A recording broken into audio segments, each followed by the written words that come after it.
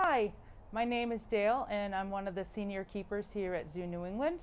At Stone Zoo we have two American black bears. I am here with Smokey and his brother is off in a different area of his exhibit. We get a lot of questions about these guys. We do some training outside and he's being very patient, but one of the most common questions is how we tell them apart. So I'm going to show that to you right now using Smokey. One thing that you look at Smokey is he's got a big, fluffy, round face. If you ever look at Bubba, he's got a very slim, streamlined face. The other thing we say about Smokey is he always looks like he just woke up on the wrong side of the bed. His hair is all disheveled. And Bubba looks like he's been brushing his hair all night long. So those are just a couple of the things that you can look for when you come here and you're looking for Smokey and Bubba. Now I'm going to be doing a little bit of training with Smokey here. We're going to be doing this through the window. And we're going to be getting a few behaviors out of him. They don't have the best eyesight in the world, but these guys have been training for quite a long time. So let's see if we can get him to come over and do a couple of things for you. One of his favorite is open. Gives us a great shot of his teeth so we can look inside his mouth. Let's do that again, buddy. Open. Beautiful. Good job, Smokey. And after a behavior, this is something that they do if they want to participate. But if they do something and they do it exactly the way we want them to, we give them a positive reinforcement with some reward. And today I'm going to be using some chow. This is part of their diet. Good job, buddy. There's different things that we can use when we're doing positive reinforcement with animals. Food is just one of them. But we can give them praise, just kind of like with your dog. Certain animals, we actually use a scratch stick so we can give them a little bit of a scratch. Let's do that one more time, bud. Ready? Open. Beautiful. All right. Paw. All right. Nice high five. Smokey, down. Excellent. Smokey, rest. Beautiful. Good job, bud.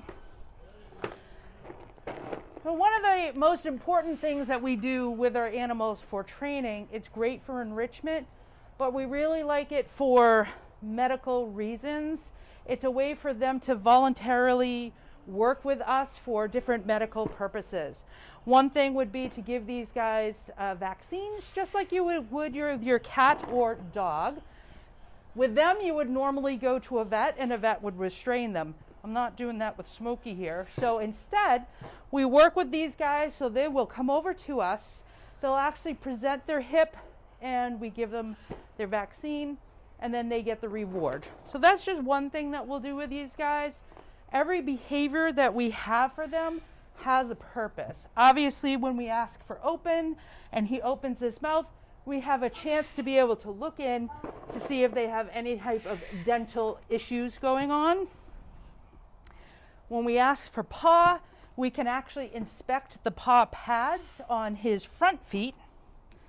When I ask him to lie down and even that rest behavior, inside in their nighttime holding area, we actually have mesh. We never go in with these guys. We always have what's called protective contact.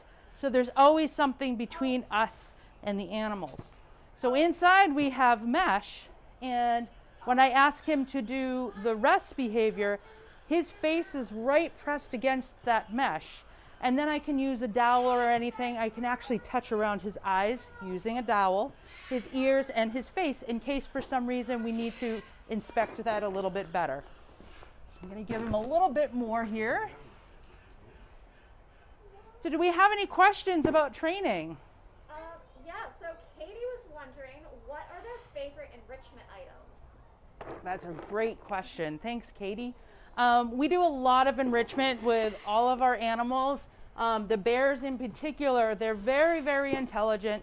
We also have 2 male bears here together, and we like to keep them very well enriched.